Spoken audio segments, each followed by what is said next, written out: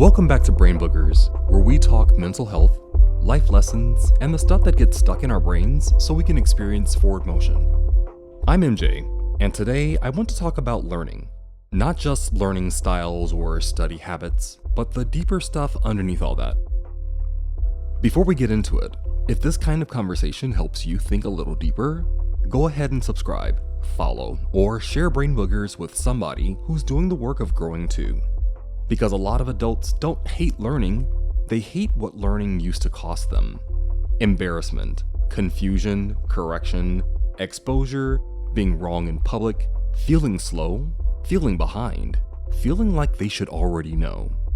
So when something new shows up, the brain doesn't always say, interesting. Sometimes it says, danger. And that's what this episode is about. How learning anxiety, not lack of intelligence, often blocks adult growth, and how we can rebuild a safer, stronger relationship with learning. If you've ever caught yourself avoiding something, procrastinating something, getting defensive when corrected, or quietly deciding, I'm just not good at that, that may not be a character flaw. That may be protection, and protection can be updated. And one quick note before we go deeper, this episode is for education and reflection, not medical advice. If what I'm talking about brings up something bigger for you, please consider reaching out to a licensed mental health professional or another qualified provider for support. Now, in season 1, I touched briefly on the appeal of being self-taught, wanting to know a lot about a lot, wanting to stretch, explore, and build range. That has definitely shaped me. A lot of what became core to my own learning came through seeing, doing, failing, trying again, and being willing to look a little silly while figuring things out. But over time, I also started noticing something else. I kept watching adults get irritated, shut down, defensive, or strangely agitated when faced with learning something new. Not always out loud. Sometimes it looked more polished than that. Sometimes it sounded like, I already know. That's just not my thing. I don't need all that. Or, it's not that deep. Sometimes it looked like repeating bad information with full confidence instead of checking it. Sometimes it looked like rejecting new evidence because it challenged an old story. Sometimes it looked like someone deciding they were done growing, like they had learned all they needed to learn and anything new was just unnecessary friction. And the more I paid attention, the more I realized this was the real issue. What we call resistance to learning is not always laziness, arrogance, or lack of ability. A lot of time, it is learning anxiety. And in adults, that anxiety rarely introduces itself honestly. So, what does learning anxiety look like in adults? Most adults are not walking around saying, learning makes me anxious. It usually comes out sideways. It can look like procrastinating the thing you say you want to learn. It can look like getting irritated when someone explains something too slowly or too clearly, because now you feel exposed. It can look like avoiding questions not because you don't care, but because you don't want to look behind. It can look like over-talking, over-explaining, or performing confidence so nobody notices you are unsure. It can look like shutting down early and calling it disinterest. It can look like perfectionism, needing to do it right the first time so you never have to feel the awkward middle. It can look like dismissing the subject altogether so your ego never has to risk being a beginner. And sometimes it looks like certainty. This is the part people miss. Sometimes what sounds like confidence is really a person trying not to feel small, confused, corrected, or ashamed. So before learning anxiety says, I'm scared, it often says things like, I already know, that's just not my thing, I don't need all that, or it's not that deep. Those are not always opinions, sometimes they are shields. They protect people from the vulnerability of not knowing, the exposure of asking, and the discomfort of having to update an old story. And once you see that, a lot of adult behavior starts to make more sense. Because if learning anxiety keeps showing up in adulthood, the next question is obvious. Where did it learn to do that? And that takes us back to the beginning, to the environments, experiences, and messages that taught the brain whether learning was safe or not. So, where does learning anxiety often come from? Learning anxiety usually does not appear out of nowhere. Most of the time, it has a history. It often starts in environments where learning was tied to shame, pressure, punishment, or performance instead of safety and growth. Maybe you were mocked for getting an answer wrong. Maybe you were punished for asking too many questions. Maybe you got labeled early, distracted, slow, lazy, difficult, or even gifted, in a way that made every mistake feel expensive. Maybe the environment itself was chaotic, so focus never felt safe enough to settle in. Maybe the adults around you, teachers, caregivers, leaders, and bosses, used fear as motivation so your brain learned to connect learning with tension instead of curiosity. And when those experiences repeat enough times, the lesson underneath the lesson becomes learning is not neutral. Learning is exposure. Learning is risk. Learning is danger. So later, as an adult, your nervous system may react before your mind even has words for it. You are not just meeting the new skill, the new class, the new correction, or the new information. You are also meeting everything your body remembers about what learning used to cost. That is why someone can be smart, capable, grown, and still freeze, avoid, deflect, or get defensive when they do not know. The reaction is not always about the material in front of them. Sometimes it is about the old meaning attached to being a beginner. And one place that old meaning shows up fast is in the difference between learning alone and learning where other people can see you. So let's talk about learning anxiety in groups versus in seclusion. Here's another part of learning anxiety that a lot of people feel, but almost never name directly. Where you learn matters. For a lot of adults, the exact same material can feel completely different depending on whether anybody is watching. When you're learning alone, in your car, in your headphones, in a notebook early in the morning, or in the quiet of your own room, there is no performance pressure. You can pause, rewind, look confused, try again. You can sit with not knowing and nobody needs to witness it. But in a group, a class, a training, a workshop, a meeting, a study circle, the learning is no longer just about the information. It is also about visibility, how you look while receiving it, whether you ask the question, whether you stay quiet, or whether you nod even when you are lost. That is why some people seem to do their best learning in private. It is not always because they are antisocial or uninterested. Sometimes private learning is the only place their nervous system has ever felt safe enough to be a beginner. And once you understand that, a lot of things start to click. Some of the anxiety is social comparison. You measure your confusion against somebody else's confidence without knowing whether their confidence is real or just well practiced. Some of them are cultural. If you grew up in an environment where authority, the teacher, the pastor, the elder, the boss, was not supposed to be questioned, then asking in public can feel like more than curiosity. It can feel like disrespect, exposure, or risk. And some of it is identity load.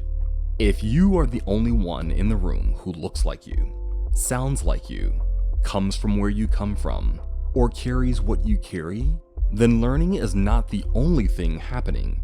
You may also be managing how you are being perceived while you're still trying to understand the material. That is not a learning problem. That is a safety problem wearing a learning costume. So, if you've always learned best alone, that may not be introversion.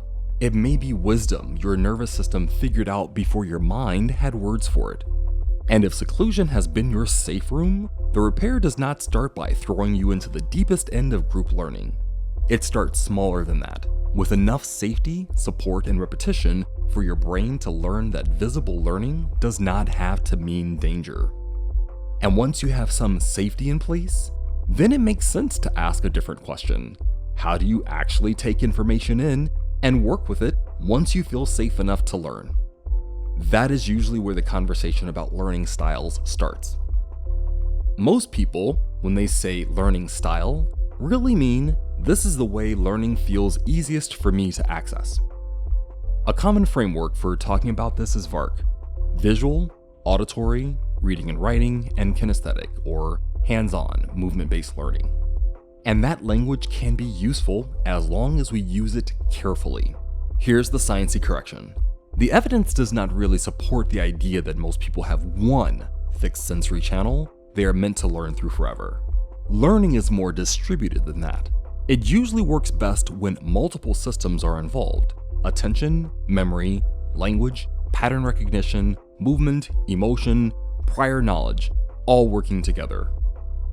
So learning styles are most useful as a preference language, a way to notice what lowers friction, what helps you get started, and how you might ask for support. What they are not great for is becoming identity. Because once "I like to learn this way" turns into "I can only learn this way," the preference becomes a cage. And that matters because sometimes what people call a learning style is really a comfort strategy, a fluency strategy, or a protection strategy. In other words, sometimes a style feels true because it is the route that makes you feel least overwhelmed, least exposed, or least likely to fail in public. So why can a preference feel so true? Because it is often tied to attention, what actually holds you long enough to engage. It is tied to working memory, how much you can realistically hold and manipulate at one time.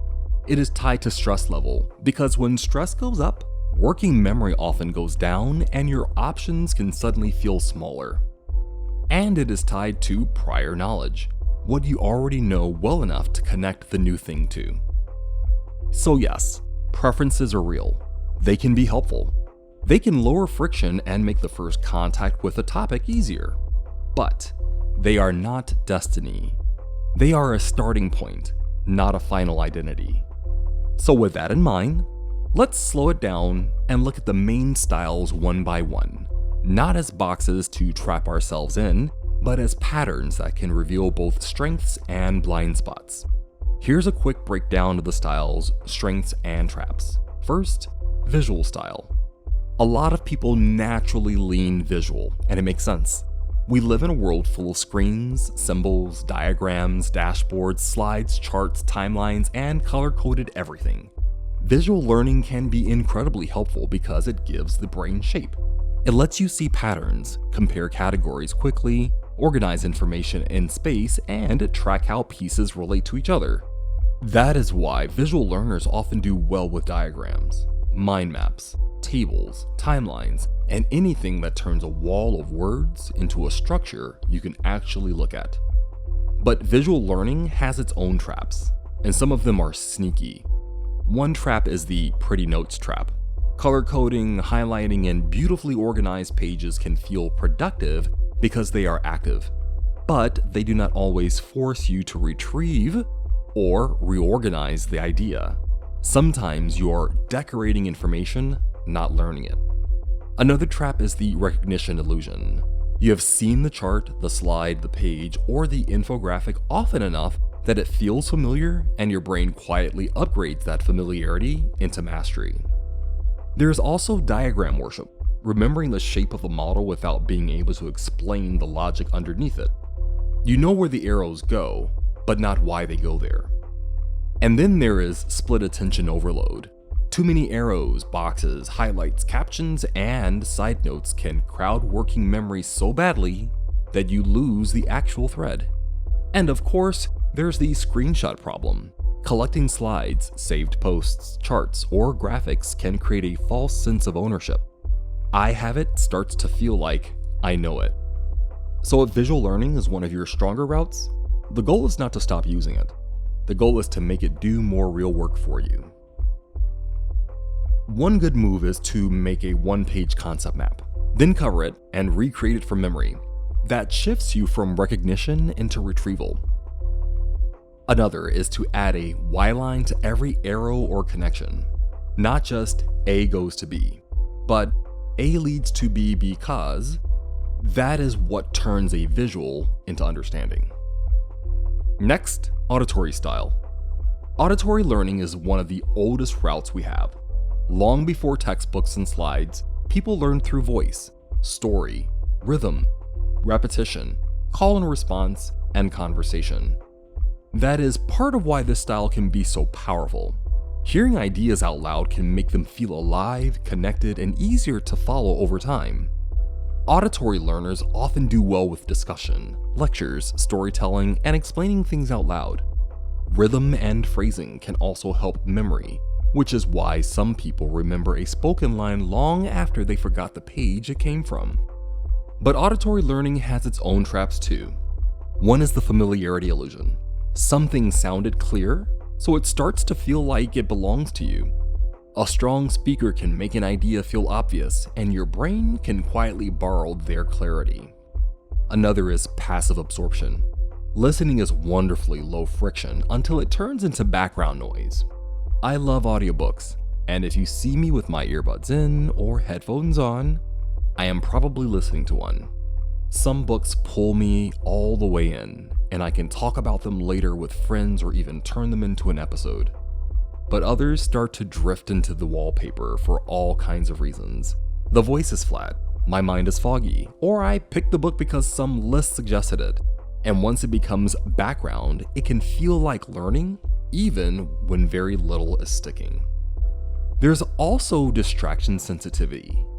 Auditory learning has to compete with internal chatter, notifications, traffic, people talking nearby, and everything else in the soundscape. And then there's the false consensus trap. Group nodding can look like understanding, but mastery is private. Just because everyone heard it does not mean everyone can use it. There's also verbal overshadowing, when you can talk around the concept with confident words but still cannot do the task or solve the problem. One of my high school teachers used to say, "Give me the cream filling of the cupcake, not the icing." And that's exactly the point. Sounding fluent is not the same thing as understanding. So if auditory learning is one of your stronger routes, the goal is not just to listen more, it is to make listening produce something. One good move is to record a 60-second voice note after you listen. Here's the gist, here's an example, and here's what I am still unsure about. Then do one cold recall check. No notes, no replay. Just teach it back in 3 sentences. That is how you find out whether the idea actually moved from your ears into your mind. Next, reading and writing style. Reading and writing are powerful tools, but they are also relatively recent in human history. The brain did not evolve specifically for text. It learned to work with text by borrowing and coordinating other systems: vision, language, attention, and memory. And that is part of what makes this style so strong. Reading and writing slow things down. They force definition, precision, structure, and sequence. That is why people who lean this way often do well with summaries, outlines, definitions, annotation, and rewriting ideas in their own words. Text can help you build a stable architecture of knowledge over time. But like every style, this one has traps too. One trap is rereading as comfort. The page feels familiar, the sentences feel smooth, and that fluency gets mistaken for retention. Another is the time spent fallacy.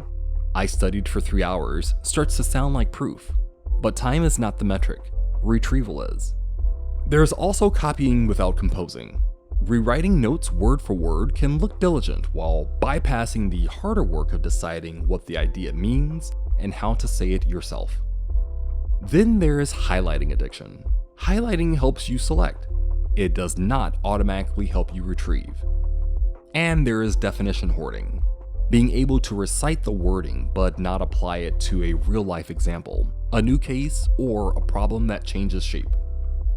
So if reading and writing are one of your stronger routes, the goal is not just to spend more time with the page, it is to make the page answer back.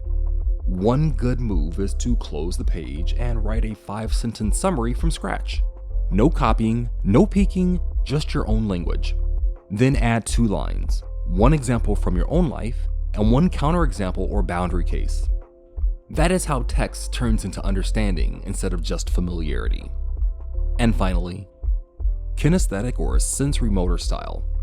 Kinesthetic learning may be one of the oldest learning routes we have, because long before people were reading textbooks, they were learning through touch, movement, imitation, repetition. This style is powerful because the brain learns a lot through doing: prediction, feedback, correction, and another rep. That is why kinesthetic learners often do well with demonstration, about building, role play, real world application, and any process where the body can help carry the lesson. It is also why procedural memory can get strong fast. Sometimes you can do the thing under pressure even before you can fully explain it. But like every style, this one has traps too. One trap is when passive settings feel like punishment.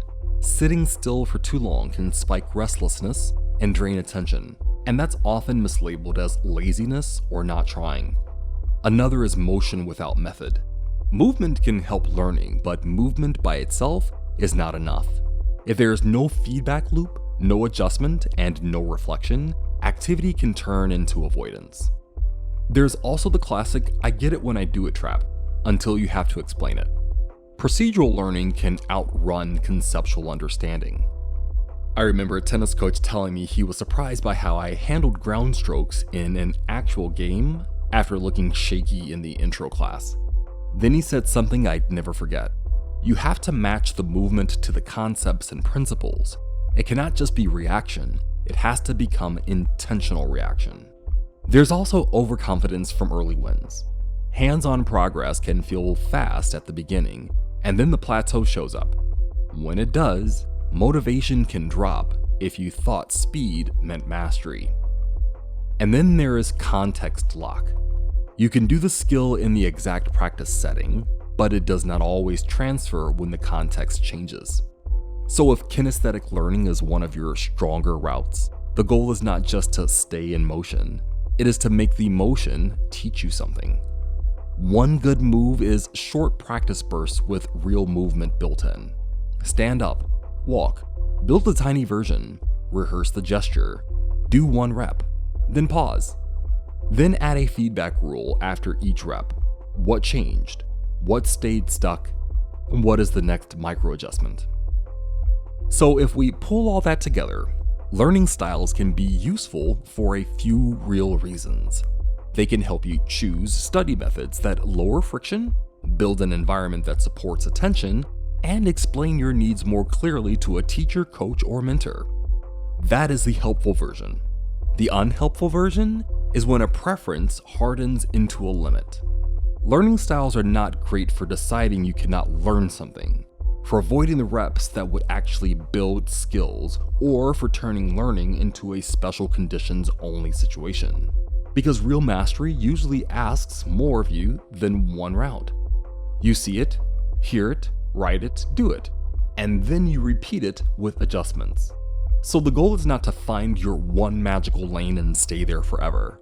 The goal is to notice what helps you enter learning, then build enough flexibility to keep going once you are in it. And once you see that, the next question is not just "what's my style?" like it's the whole answer. A deeper question opens up. How do you actually notice what your mind is doing while you learn? That is the next gap a lot of people do not realize they have. They were told to learn, but they were never really taught how. Not the subject itself, the process, the self-awareness layer underneath all of it. That is what researchers call metacognition, thinking about your own thinking. Knowing not just what you are studying, but how you are absorbing it, where you are losing the thread, and what you need to do next. Most of us were handed a textbook and a deadline. Nobody sat us down and said, "Here's how your brain consolidates information. Here's what retrieval actually looks like. Here is the difference between feeling like you studied and actually retaining something." So we inherited strategies that felt productive, highlighting, rereading, cramming, without ever being taught how to test whether they worked. And when learning got hard, we often assumed the problem was us. But metacognition changes that. It teaches you to stop measuring learning by effort alone and start measuring it by feedback, recall, transfer, and honesty. Can I explain this without looking? Can I use it in a new example? Do I understand it, or have I just seen it enough to feel familiar with it? That is what learning how to learn looks like in real time. It looks like noticing where your mind keeps drifting, because that is usually where the difficulty is hiding. It looks like treating confusion as information instead of failure. Confusion usually means your brain is trying to connect something new to something old and cannot find the bridge yet. It looks like slowing down long enough to ask the meta question, how am I learning this right now? And is it working? And it looks like being honest about the difference between completion and comprehension. Finishing the chapter is not the same thing as owning the idea. Sitting with the notes is not the same thing as being able to retrieve them. Feeling familiar is not the same thing as understanding. That shift matters because it gives you agency. You do not always control what you have to learn, when you have to learn it, or how the environment is set up. But you can get better at noticing what your mind is doing while you're in the process. And that shift from passive student to active learner changes almost everything. Because once you start paying attention to how you learn, you also start noticing something else. Your mind is not neutral in the process. It comes with habits, shortcuts, blind spots, and built-in biases. And those shape what feels easy, what feels true, and what you're tempted to avoid. So let's talk about biases, certainty, and learning style. Your mind comes with shortcuts, blind spots, and preferences that feel personal, but are sometimes just efficiency habits, identity habits, or stress habits. That is why what people call a learning style is not always just a style. Sometimes it is a comfort strategy. Sometimes it is a protection strategy. And sometimes it is a fluency strategy. This feels easy, so it must be true. That is why certainty deserves more suspicion than people give it. The moment you feel most adamant, I know this, may be exactly the moment to get curious. Certainty can be a sign of identity protection, not accuracy. Take fluency bias. If something is easy to process, a clean diagram, a confident lecture, a beautiful set of notes, the mind tends to tag it as learned. That is why visual and auditory routes can feel so convincing so quickly. The explanation made sense, the page looked clear, the vibe was strong, but before you trust the vibe, add one step of retrieval. Teach it back without notes. Do blank page recall, or try one practice problem in a new context. Then there is confirmation bias. Once you decide, I'm a visual person, or I'm bad at math, your mind starts collecting evidence that supports the story and quietly dodging what would challenge it.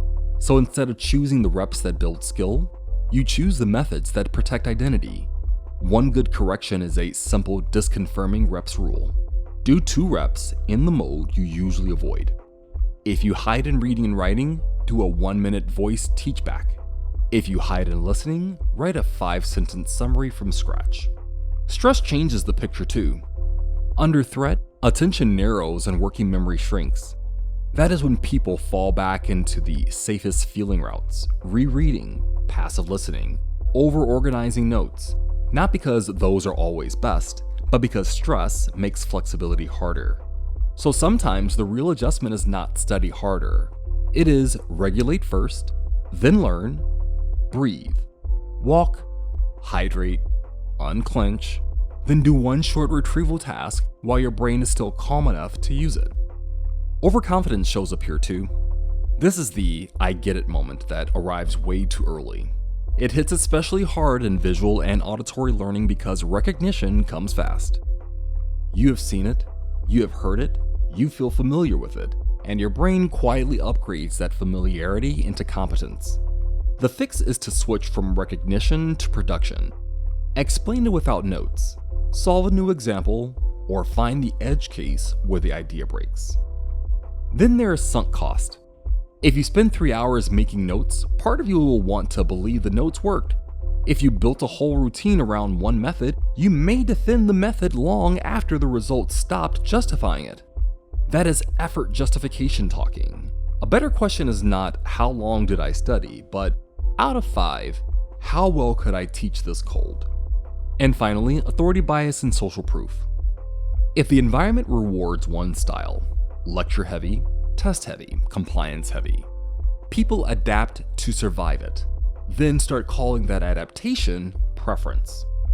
But sometimes what feels like your style is just the training environment you learn to perform in.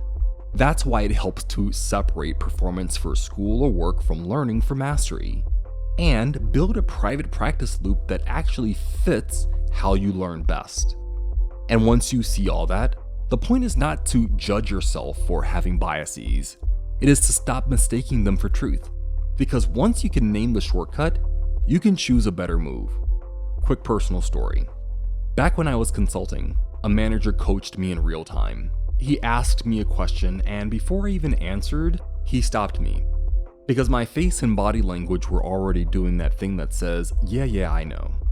And he said something I have never forgotten. The best thing you can do is say you don't know. Because if you don't know, I can teach you. But if you act like you know when you don't, I'm going to talk to you like you know, and now we have lost time and added frustration. That is learning anxiety at work, especially in environments where the vibe is you should already know. In those spaces, I don't know can feel dangerous. But I found the opposite. I don't know was a doorway. It created accuracy. It created teaching. It created reinforcement, and it protected everybody's time. And that matters far beyond work. In relationships, parenting, coaching, mentorship, everywhere. When someone chooses to teach you instead of letting you unnecessarily suffer, they are showing you something about what they value. They value dignity. They do not need your embarrassment in order to feel smart. They value time, because confusion is expensive and repeated mistakes cost everyone. They value capacity. They assume you can learn, not that you are broken. They value psychological safety. They want you to be able to say, I don't know, without being punished for it. And they value independence, because good teaching makes you less dependent, not more. Now, that does not mean they remove all discomfort. Growth still has discomfort, but there is a difference between necessary discomfort, practice, feedback, and accountability, and unnecessary suffering, shame, gotchas, silence, or letting you fail just to prove a point. So if you've ever had a boss, a partner, a parent, a coach, somebody who made it safe not to know, that is not small. That is a value system. And for the adults listening, this is the reparenting part. Gentle, but real. A big part of repair is learning to name the problem more accurately. Instead of saying, I'm bad at this, try something truer. I'm anxious because I'm learning. That shift matters because bad at this sounds like identity, and identity feels fixed.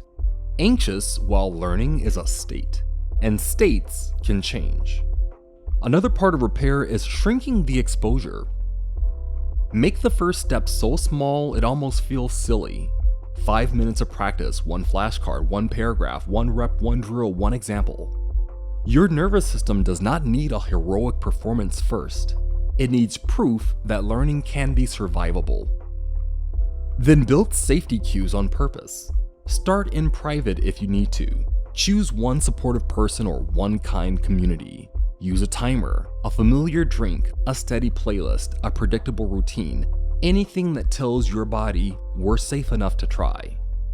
It also helps to separate identity from performance. You are not your first draft. You are not your first attempt.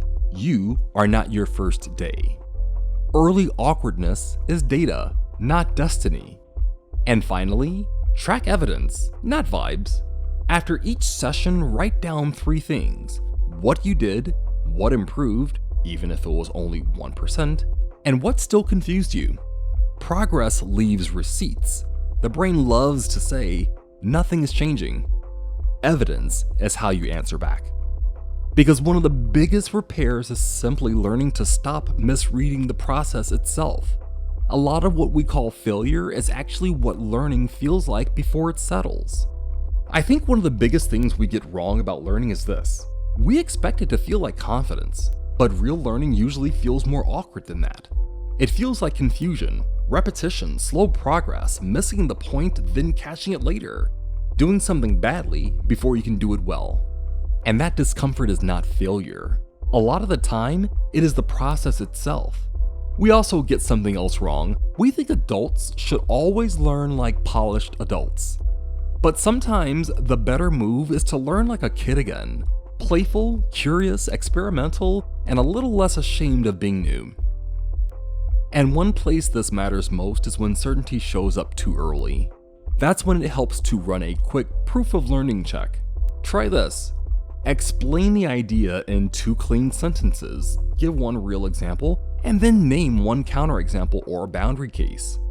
When would this not be true? If you cannot do all 3, that does not mean you failed. It usually means the idea feels familiar, but is not fully yours yet. Because certainty is not the same thing as competence. Sometimes certainty is just your nervous system protecting your identity from the discomfort of not knowing yet. So when you feel yourself getting adamant, do not argue, test. Explain it, example it, find the edge where it breaks. That is how you turn confidence into evidence. And this is where the lens widens again. What feels natural, safe, or just my style is not shaped by your mind alone. A lot of it is shaped by culture, by the environments that taught you what learning was for, what counted as good, and what got rewarded. In other words, bias does not only live inside the individual, it can also live in the value system around them. Cultures are not monoliths. Within any country, family, school, workplace, or neighborhood, there are class differences, personality differences, and different ideas about what makes someone a good learner. But over time, environments do reward certain habits: questioning or obedience, precision or speed, originality or endurance, confidence or restraint. And those rewards shape what people later experience as comfort, competence, or anxiety. So think of culture here as a pattern lens, not a stereotype. Learning is always happening inside a value system. That means every learning environment is quietly answering questions like, is it safer to be right or to be original? Is it better to question or to defer? Is learning mainly about self-expression or about duty, contribution, and discipline? Do we reward speed or depth? Those values shape what people later call a good student. In some environments, that means confident, vocal, and self-directed. In others, it means precise, respectful, steady, and enduring. Neither set of traits is automatically better. They just train different kinds of comfort and different kinds of fear. So when people compare broad educational tendencies, often framed as West versus East, the useful move is not to stereotype. It is to notice the trade-offs. In many Western settings, there is more emphasis on individual voice, discussion, self-advocacy, and explaining your reasoning. That can support creativity and confidence, but it can also create performance pressure and make learning feel like constant self-display. In many East Asian settings, there is often more emphasis on repetition, teacher expertise, precision, endurance, and long-term effort. That can build discipline and mastery, but it can also make mistakes feel expensive and turn correction into something people fear instead of use. So both kinds of systems can produce excellence, and both can produce anxiety. One can make you feel like you always need to have a take. The other can make you feel like you are not allowed to miss. Different messages, same nervous system. That is why learning anxiety is not only personal history. Sometimes it is cultural messaging. Do not embarrass yourself. Do not embarrass the family. Do not challenge authority. Be exceptional or disappear. The wording changes, the pressure can feel remarkably similar. And if you want a simple pattern lens for thinking about this, I like to bring in Gert Hofstede. Hofstede can be useful, not as a crystal ball, and definitely not as a way to predict individuals, but as a rough map of the kinds of values learning environments tend to reward. 3 dimensions are especially relevant here. First, individualism versus collectivism. In more individualist settings, learning is often framed as self-development, personal goals, and personal voice. In more collectivist settings, it is more often tied to contribution, family honor, and group success. Both have an upside. One can support creativity and self-advocacy. The other can support persistence and responsibility. But both can also shape anxiety differently. Failure can feel like I am the problem, or like I let everyone down. Second, power distance. Basically, how comfortable a setting is with the hierarchy. In high power distance environments, the teacher or leader is the authority, and questioning may feel disrespectful. In lower power distance settings, questioning is more normal, and the teacher acts more like a facilitator. Again, both have trade-offs. High power distance can punish curiosity. Low power distance can pressure constant performance and always having an opinion. And third, uncertainty avoidance. How much a culture or environment wants clear rules, correct answers, and predictability. Higher uncertainty avoidance can make structure feel safe, but it can also make messy reps feel threatening. Lower uncertainty avoidance can support exploration and improvisation, but it can also leave some learners overwhelmed if nothing feels anchored enough to hold on to. So the point is not to box people in by culture. The point is to recognize that learning is always happening inside a set of values, and those values shape what feels safe, what feels risky, what gets rewarded, and what gets called smart. And once you see that, it makes sense that experience matters so much too. Because one of the fastest ways the brain makes new learning feel safer is by connecting it to something it has already lived. Experience is one of the brain's fastest translators. It turns an abstract idea into, oh, I've seen that pattern before. From a brain perspective, prior knowledge gives you hooks, places to attach the new information. It gives you mental models that reduce cognitive load, and it speeds up pattern recognition because the mind is not starting from zero every time. That is why good teachers do not just define things. They build analogies, they show real examples, they explain consequences and context, and they normalize mistakes as part of the process. Because new learning always lands better when it has somewhere human to live. So, if you want to use your own experience to learn faster, try asking, where have I seen this pattern before? What does this remind me of? And what is the real-world version of this concept? Part of what changed my own relationship to learning was realizing how much I had heard, read, or watched over the years without ever fully digesting it. So, over the last few years, I started going back. Not just to collect more information, but to relearn on purpose. I read more widely across philosophy, critical theory, propaganda, economics, liberation theology, attachment, and trauma. Not because I wanted to sound informed, but because I wanted to build the muscles that make lifelong learning possible. And as I did that, I noticed something. Studying propaganda and persuasion sharpened my eye for how messaging shapes belief and attention. Critical theory and social construction made it harder to confuse common sense with truth. Stoicism and existentialism helped me tolerate discomfort and uncertainty without quitting. And attachment and trauma work made it impossible to ignore how much safety matters for recognition. Rumi put it in a way I keep coming back to. Yesterday, I was clever, so I wanted to change the world.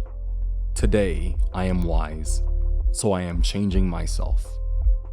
That line matters to me because real learning has become less about collecting answers and more about becoming somebody who can stay teachable.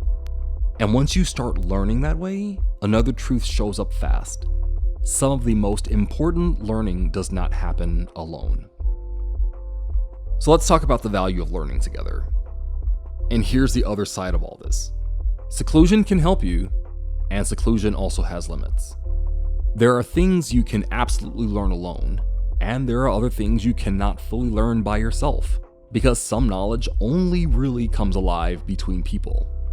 That is part of what Vygotsky was getting at with the zone of proximal development, the gap between what you can do on your own and what you can do with guidance. A good teacher, mentor, coach, elder, or steady peer does not replace your learning, they extend it. They help you reach what you could not quite reach alone. In that sense, other people are not always a distraction from learning. Sometimes they are the mechanism of it. And teaching is part of that mechanism too.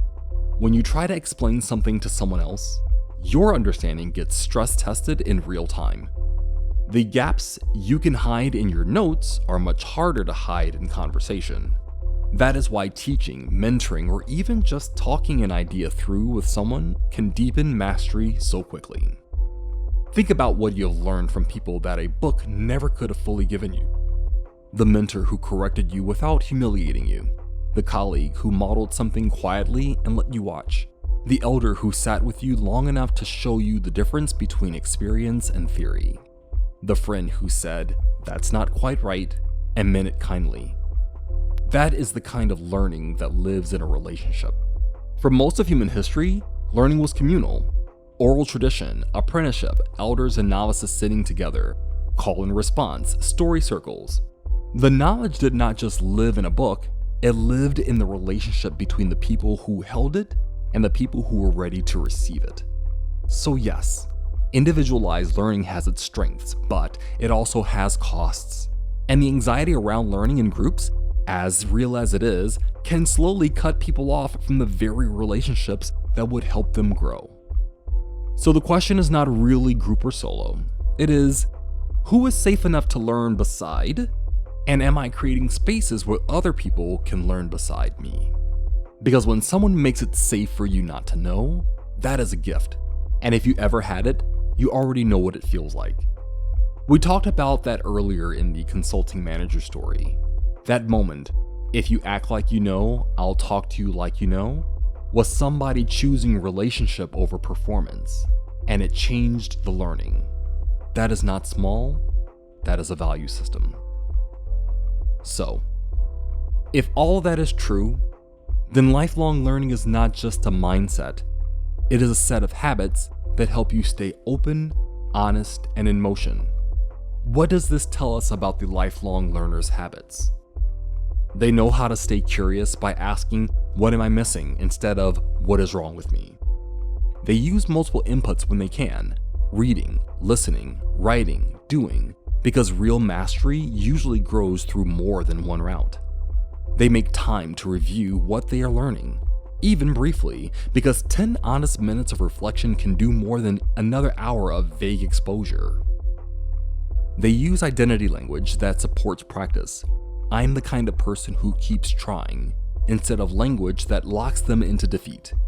And they often keep at least one beginner hobby in their life, something they are allowed to be bad at while they are learning in public or in private without turning it into a referendum on their worth. And if learning anxiety is loud for you, here is a simple 3-part approach. First, regulate before you try to force understanding.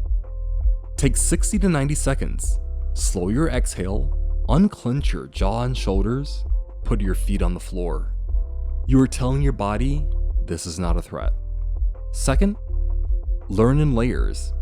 Do not demand mastery on first contact. Get the gist first, then practice with support, notes, examples, demonstrations. Then try recalling it without help, low stakes. And if you can, teach it back to somebody else. And third, make mistakes part of the plan. Give yourself a messy reps goal. 10 imperfect attempts, not one perfect performance. Your brain needs proof that mistakes don't equal danger. So, let me leave you with this. If learning has ever felt like a threat, that does not automatically mean something is wrong with you. It may mean your mind learned to protect you the best way it knew how. But protection is not the same thing as destiny. It can be updated, and sometimes growth starts with something much smaller than confidence. Sometimes it starts with one honest sentence. I don't know yet, but I'm still willing to learn. So here's the reflection I want to leave with you. What did you learn about learning when you were young? And is it still true?